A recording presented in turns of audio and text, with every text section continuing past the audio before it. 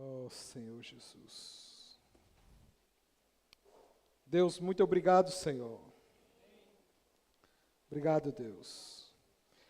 Como os irmãos já falaram, essa reunião ela tem duas partes. A primeira parte ela está direcionada à nossa comunhão de casais. Tá?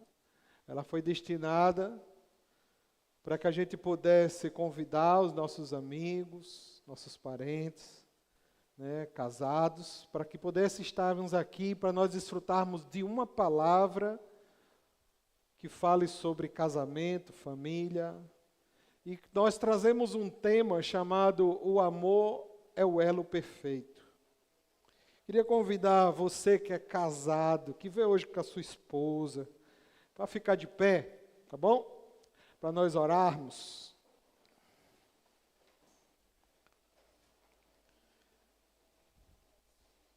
Pegue na mão do seu cônjuge.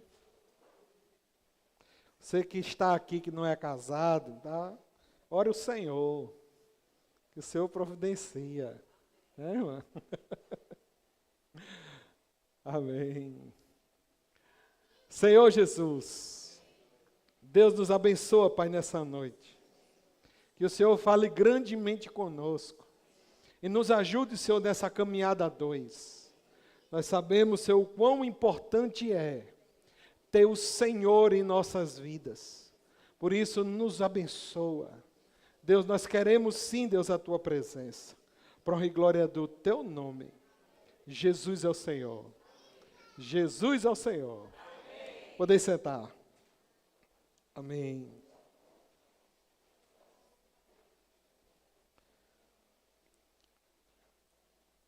Eu vou dar uma breve palavra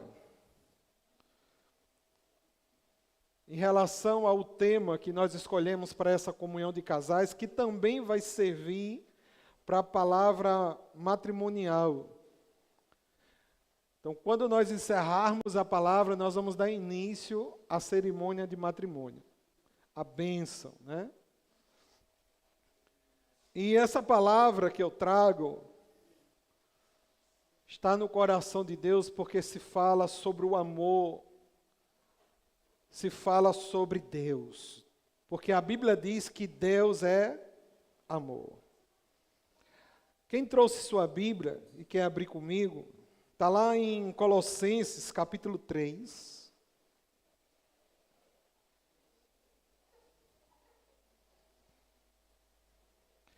Quero ler com os irmãos o versículo 13 e 14.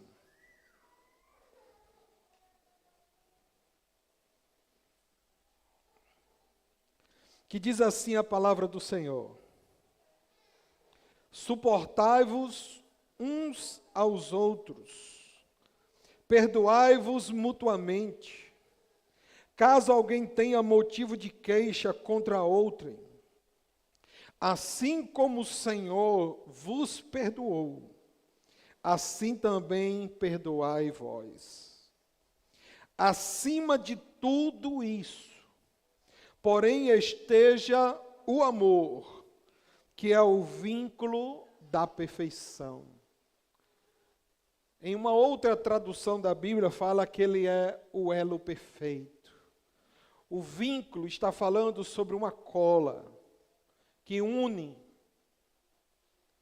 Quando a gente vai colar alguma coisa, a gente tem alguns significados, né? Ou a gente quer fazer algo novo, surgir, pegar duas partes e tornar uma só. Ou quando algo se quebra, nós também temos a astúcia de dar o nosso jeitinho de colar aquilo que quebrou. Logo, se torna um novamente. A função de unir está no coração de Deus desde lá do início da Bíblia. Pegar um homem, uma mulher, e de ambos formarem um só corpo. Essa invenção não é do homem. Não foi o homem que criou o casamento. A cerimônia de união de duas pessoas de sexo oposto está no coração de Deus desde o início, quando Ele olhou para o homem e viu que não era bom que o homem estivesse só, precisava de alguém que o completasse. Está aí o motivo de você sentir a necessidade de ter alguém do seu lado. Tanto o homem se sente incompleto, sem uma varoa, como uma varoa, ela se sente também incompleta sem o seu varão. Porque isso está dentro do plano eterno de Deus. E toda família se inicia com o casamento. Há algumas etapas que Deus faz que precisamos entender nessa noite. No início, Deus forma o homem e forma a mulher. A princípio é homem e mulher. Mas quando Deus junta, eles evoluem para uma outra fase que nós chamamos de marido e mulher. Não é mais o homem e a mulher de forma separada, mas se torna marido e esposa. Logo, quando o marido e a esposa, desfrutando do seu amor, gera-se filhos. E mais uma vez a etapa da vida evolui, se tornando pai e mãe. Então há uma evolução no coração de Deus e etapas que precisamos compreender. Por que Deus quer que nós venhamos compreender que Ele é o elo perfeito para que a gente possa compreender essas etapas de nossas vidas. Você é homem, você é mulher, você toma decisões, você age por conta própria, mas quando se casa, lembre-se que você agora evoluiu para marido. Aí a Bíblia coloca agora outros parâmetros para você. Parâmetros esse que nos ensina lá em 1 Pedro que nós agora devemos ser homens do lar. Que demos agora o objetivo de amar a nossa esposa. Quando nós apenas éramos homens formados, nós amávamos muitas coisas. Um joguinho de bola, saidinha com os amigos, pedia permissão ao pai e à mãe, saía ali. Mas depois que se evolui, agora você tem uma companheira e um companheiro, que precisaram compartilhar algumas coisas que Deus estabeleceu. É aí, irmãos, o grande segredo de nós termos um casamento abençoado por Deus, porque muitos ainda querem viver como solteiros, agir como solteiros. Muitos casamentos não conseguem passar pela fase da evolução. Logo vê os filhos, você deixa agora de ser simplesmente um marido e uma esposa, agora para ser pai e mãe. O amor agora é multiplicado. Que antes era exclusivo seu, agora é multiplicado. O elo perfeito nos ensina e mostra cada etapa dessa evolução. Nós lemos aqui no livro de Colossenses, no capítulo 3, versículo 13, fala sobre suportar uns aos outros. Suportar como? Perdoando É um perdão de via única? Não, aqui diz que é mutuamente. Aqui fala também perdoar como o Senhor nos perdoou. E ele diz mais, perdoai vós também. Quer o perdão de Deus? Aprenda essa evolução. É por isso que no versículo 14 diz, acima de tudo, porém, esteja o amor. Acima de tudo o quê? Dos problemas, dos conflitos.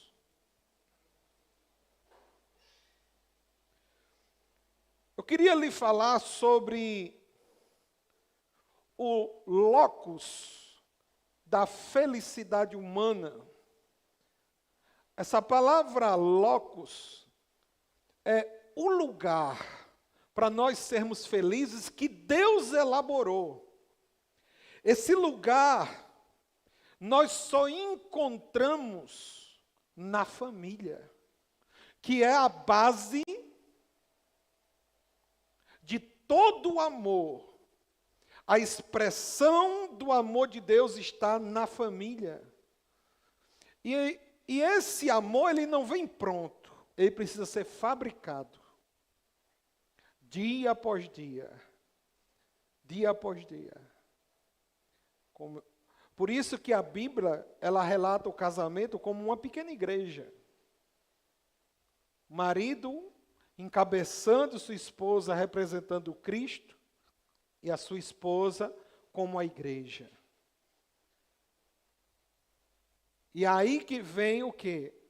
Vem o quanto nós estamos sujeitos a passar por esse processo de evolução. Quando nós escolhemos esse lugar para a felicidade. A gente aprende a ser feliz, primeiramente,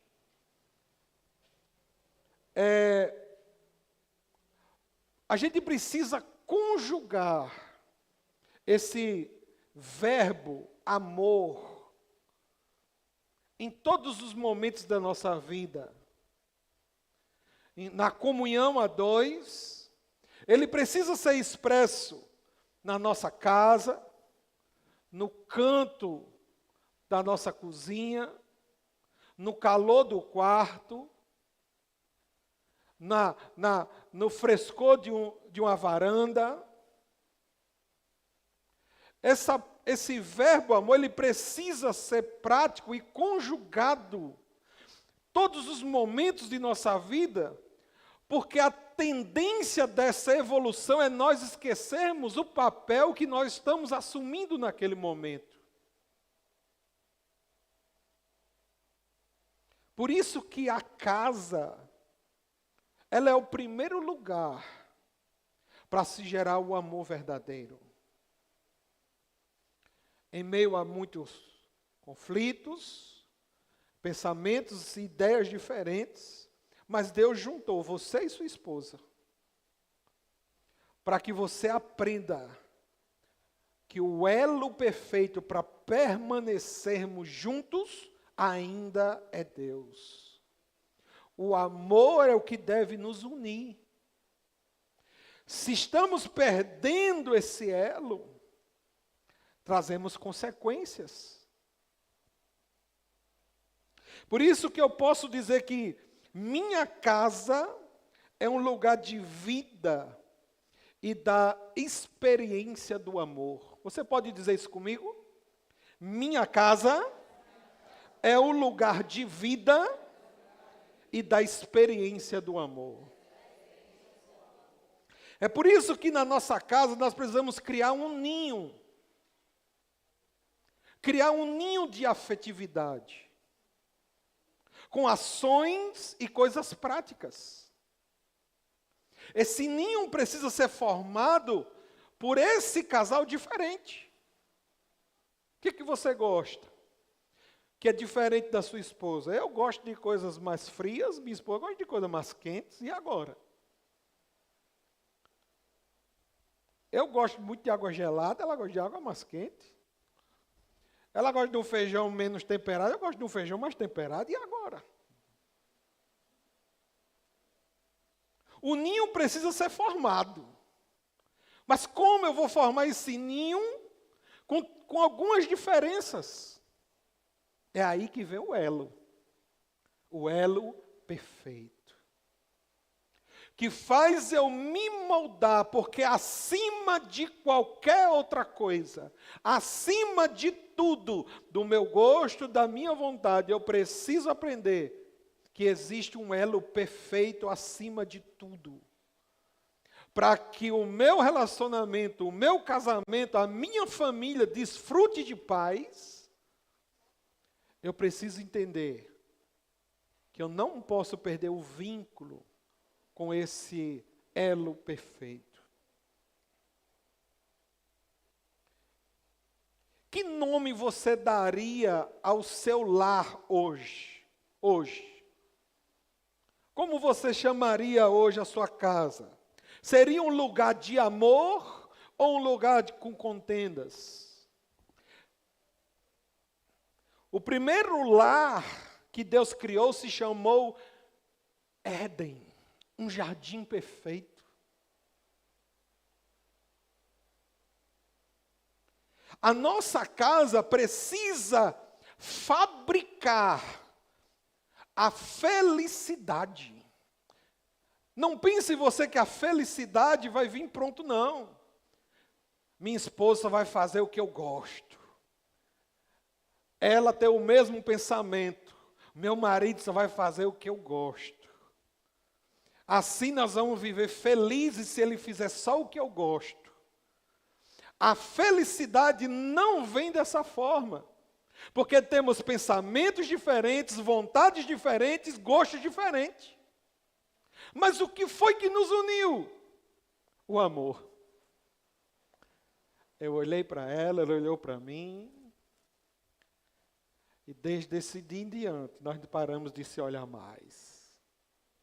Tem divergências? Tem problemas? Claro que tem. Mas acima de tudo, esteja o amor. Acima de tudo.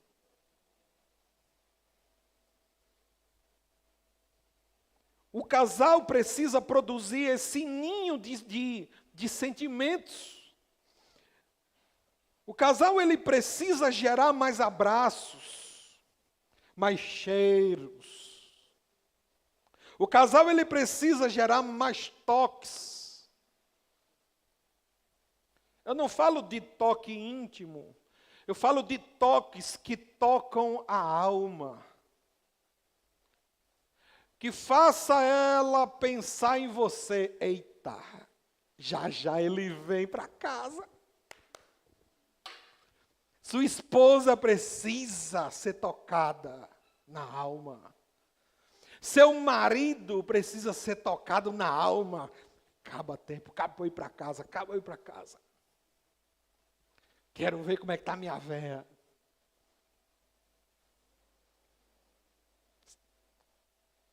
A véia em casa, preparando o que ele gosta. A gente sabe que nem sempre é assim. Mas os toques e ninhos que formamos precisa gerar em nós esse sentimento que acima de tudo, ela me aborreceu hoje, mas eu quero dar um cheiro nela. Ele me aperreou hoje, mas eu quero surpreender ela. Eu quero surpreender ele.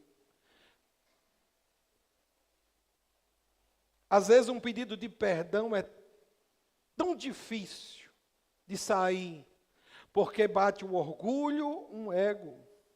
Mas ninhos de felicidade só vão formar na nossa relação se nós aprendermos a buscar e construir essa felicidade juntos. Por isso que precisamos ser mais sensíveis à necessidade do nosso cônjuge. Vou dar um exemplo para vocês. Muitos irmãos aqui sabem, né? Eu sou mais romântico que a minha esposa. Eu busco sempre agradá-la. Ela tem seu lado romântico se esforçando, assim, sabe? Mas ela tem. Mas ela sabe que eu que faço as coisas, eu que busco, né? E nós estamos há 19 anos juntos, vamos fazer 19 anos. Esqueci não, viu?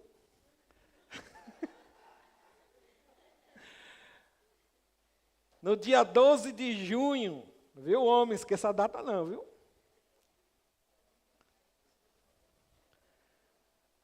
Nós fazemos 19 anos juntos. E nesses 19 anos, todo ano eu faço uma coisinha de amor para ela. Eu compro uma coisinha, eu já dei buquê de flores, já encomendei, mandei entregar na porta. Já comprei caixas de chocolate, já fiz café da manhã. Sempre demonstrei para ela e sempre tentei construir esse ninho. Eu fiz até uma renovação de votos aqui no local, sem ela saber. Quem estava presente naquele dia sabe. Ela veio para uma reunião, sentou aí na frente e eu preparei tudo com os irmãos. Tinha bolo, tudo de uma festa de casamento. E ela sentada aqui, sem perceber nada. E fiz toda a declaração para ela. Por que eu estou trazendo isso? É porque houve uma dessa data que eu não pude fazer nada. A situação estava difícil. E eu disse para ela, filha, não vou poder fazer grandes coisas. E ela disse, não tem problema. Mas mesmo assim, o Senhor me deu um sentimento. De à meia-noite, quando bateu meia-noite do dia 12, eu acordei ela. Ela estava esparramada de pijama. Eu acordei ela, tinha preparado uma carta e com uma música, um louvor. Eu acordei ela. E só nós dois ali. Irmãos, esse dia, ela chorou tanto, copiosamente, se sentiu tão amada do que todas as outras coisas que eu já fiz para ela.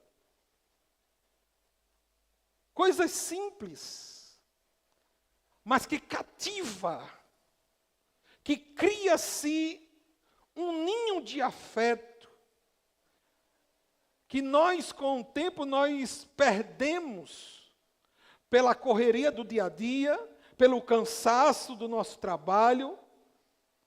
Nós perdemos essas coisas, e esse dia que eu não fiz grandes coisas, mas para ela foi uma grande coisa.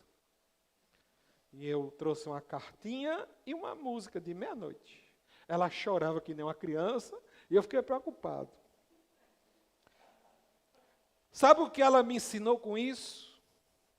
Que antes de qualquer coisa material, o coração deve chegar primeiro.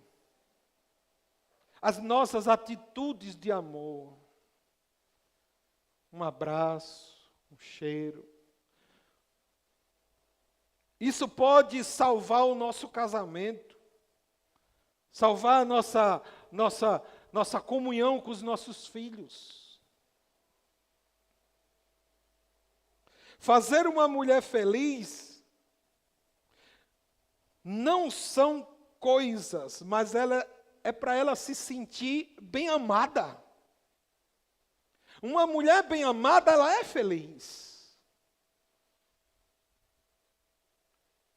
Porque existem muitas pessoas que têm tudo, mas não têm o elo perfeito.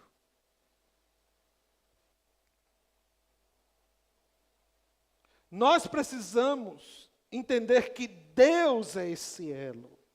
é Ele que me motiva, é Ele que motiva ela, é o Senhor que me impulsiona, que nos impulsiona a ter atitudes. Porque se a minha casa tiver o amor verdadeiro, e nós juntos gerarmos a felicidade, tenha certeza, Deus vai estar presente nesse lar. E é disso que precisamos para ser felizes. Deus estando presente. Porque antes de homem, antes de marido, antes de pai, Deus me chamou para ser sacerdote da minha casa. Ensinar a minha esposa o caminho que ela deve andar, ensinar os meus filhos o caminho que ele deve andar, porque só assim o Senhor guardará a minha casa. O elo perfeito, ele só vai ter força se nós permitirmos ele trabalhar no nosso relacionamento.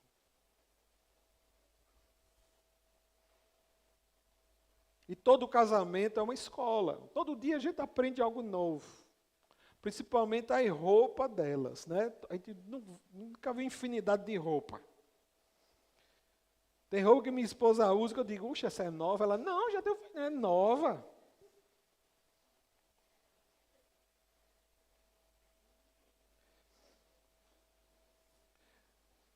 Nós somos produzidos, a nossa mentalidade, pela seio da família, como nós somos criados.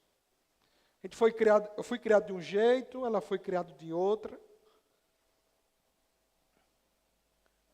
Isso define quem nós somos e quem somos. Tem uma explicação, essa é a melhor explicação para entendermos por que o nosso cônjuge é tão diferente de nós.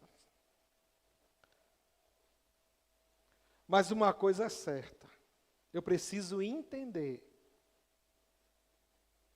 que eu preciso melhorar no meu relacionamento. Não espere que a sua esposa mude que a sua esposa mude ou que o seu marido mude. Lembre sempre disso. Você é que precisa mudar. Mudar para que se gere a verdadeira felicidade.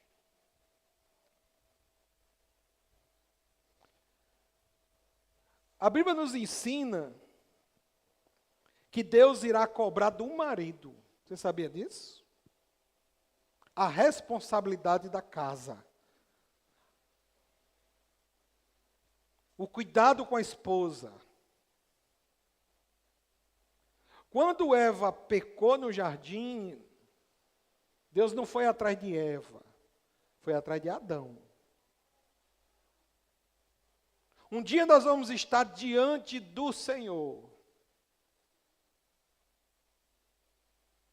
E Deus vai querer saber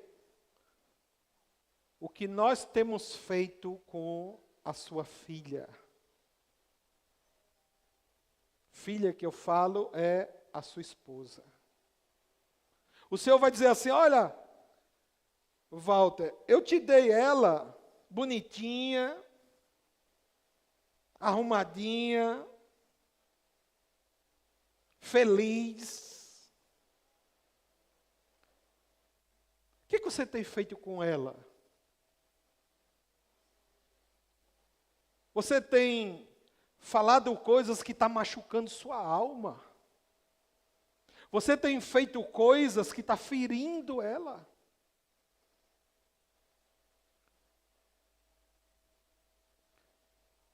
É por isso que o elo perfeito, ele vai me ensinar como encabeçar a minha casa. Como eu tenho tratado a minha esposa, como eu tenho tratado os meus filhos. Porque sem Deus, eu não tenho referência. E os meus conhecimentos, eles são falhos e errantes. Um dia eu sentei com meu filho, ele tinha em torno de 12 a 13 anos. E houve um problema muito sério lá em casa. Ele está saindo, da pré-adolescência para a adolescência. E eu não me esqueço desse dia. E estava acontecendo alguns problemas sérios e eu disse ao meu filho, senta aqui, que eu quero conversar com você. Sentou ele e a minha esposa. E nós tivemos uma comunhão séria. Comunhão séria que me fez chorar, que me fez gritar, que me fez me aborrecer com ele. E eu estava dizendo, filho, essas suas atitudes estão me deixando magoado, triste. E saiu algo da boca dele que eu repreendi. Ele disse assim, pai, eu só lhe envergonho. E eu levantei da onde eu estava, dei a volta na mesa, apontei o dedo para ele e disse, filho, está repreendido. Você não me envergonha. Você é uma bênção que Deus me deu. E você precisa agora de uma atitude diferente. E a partir daquele dia, aquilo foi marcado para mim. Aquilo foi marcado para ele. E quando ele estava no CEAP, a gente estava fazendo um evento no CEAP, eu sempre falando de batismo, mas ele nunca despertou para isso. E um dos dias, lá no CEAP, nós fizemos um acampa dentro lá, junto com ele, e ele foi chamado para o batismo, e ele deu o seu nome. Ele disse, pai, eu quero me batizar. Aí eu virei para ele, lembrei daquele dia, eu disse, filho, você lembra que você disse que você me envergonha? Pelo contrário, você me dá muito orgulho, porque agora você está escolhendo o caminho certo. Desse dia para cá, eu comecei a ensinar ele, mostrando para ele, desde o dia que nós tivemos essa discussão, e mostrando para ele que o elo é o Senhor de toda a nossa mudança. E um dia ele pôde entender isso, se batizou, e aquele dia foi excepcional para nós. Eu o abracei, o beijei e disse, filho, esse dia é o dia que você me dá mais orgulho na minha vida. Hoje ele está servindo ao Senhor. Palavras como aquela não saem mais da sua boca, porque eu repreendi toda a ação do inimigo que estava se plantando na minha casa. Nós precisamos ser pessoas que geram felicidades. Não diga que seu filho é um fardo, não diga que sua esposa é um fardo. Não fale palavras que magoem, que depois venha o arrependimento. Nós precisamos gerar a felicidade, porque o Senhor inventou o casamento e lhe deu essa pessoa que está do seu lado.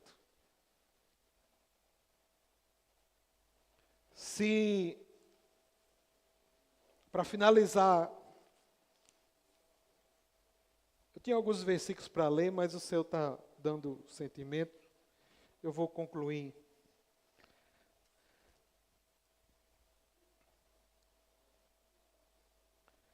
Ainda em Colossenses, olha só que coisa maravilhosa. Capítulo 3, versículo 18, que é logo após ele falar essas coisas que nós lemos, o 13 e o 14, mas olha o versículo 18, ele diz assim, esposas, sede submissa ao seu marido como convém no Senhor. Marido, amai a vossa esposa e não trateis com amargura. Filhos, em tudo obedecei os vossos pais, pois fazê-lo é grato diante do Senhor.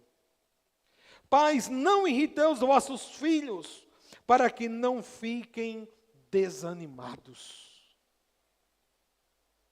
Paulo ele dá agora uma explanação dizendo: família, gerem a felicidade. Cumpra o seu papel, não é vergonhoso uma mulher ser submissa. Porque existe a etapa, você antes era mulher, a dona do seu próprio nariz, mas um dia você casou, virou esposa. E qual é o papel da esposa? Deixar o marido encabeçar. E ela permanece na submissão. Submissão não é vergonhoso. Minha esposa liga para mim: filho, eu posso comprar isso? Filho, chegou alguém aqui, ó. Ela me chama de achar Valtinho, né? Porque para ela eu sou bem pequenininho, tá? Ela chama assim, Valtinho, né? Eu posso isso? Eu pode, minha filha. Outro dia ela ligou para mim, agora recente. Ela disse: aconteceu alguma coisa? Ela, não, era uma promoção de um colar. E eu fiquei assim, quanto é, velho? 40 reais, não sei o que, me empreste 30, não sei o que, pau, que eu tenho, já combinei, não sei o que, eu posso? Aí eu disse: pode. Aí ela, botou o coraçãozinho. Isso lhe torna menos mulher? Isso lhe faz uma esposa? Que é a etapa de uma evolução, de um relacionamento. E ela comprou o colar, me mostrou, é bonito. Não era nem lá essas coisas eu tinha dito a ela, mas eu disse: é bonito. E eu dei aquele goto, né? 40 reais para um negocinho desse.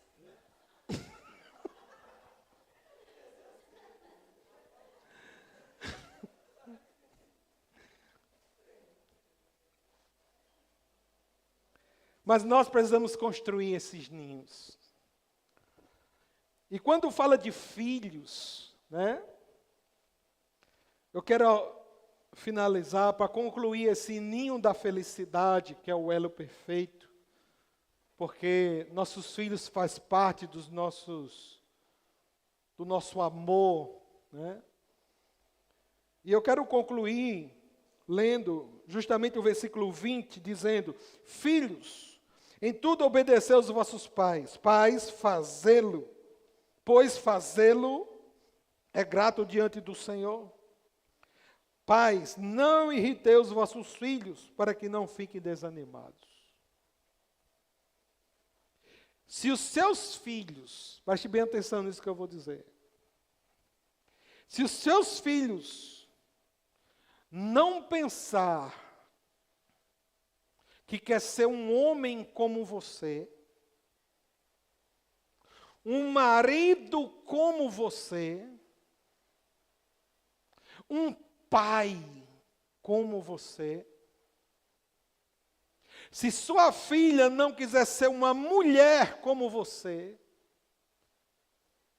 uma esposa como você, ou uma mãe como você, nossa missão que Deus nos deu está falhada. Nós precisamos mudar isso. Nossos filhos têm que olhar para nós e dizer assim: pai, eu quero ser como você. Eu quero tratar minha esposa como o Senhor trata minha mãe. Por isso que os afetos lá em casa não são ocultos. Eu dou cheiro na minha esposa na frente dos meus meninos. A gente brinca, a gente ri, a gente cai no chão, eu faço cosca nela. Os meninos entram no bolo. E ela fala assim: para, Val, tu tem que ter mais idade para isso. Não, não tem? Tu que pensa? Meus filhos são testemunha disso. Eles podem até um dia se desviar do Evangelho. Mas eu vou ter como dizer para eles: você não seguiu os meus passos, porque a verdadeira pregação do Evangelho não é apenas palavras ditas. Filho, não faça isso, mas vê o pai fazendo. Filho, não faça isso, não fale isso, mas vê eu falando com a esposa. Nós precisamos construir ninhos e elos verdadeiros. Que o Senhor nos ajude e nos abençoe. Nessa etapa da comunhão de casais eu encerro.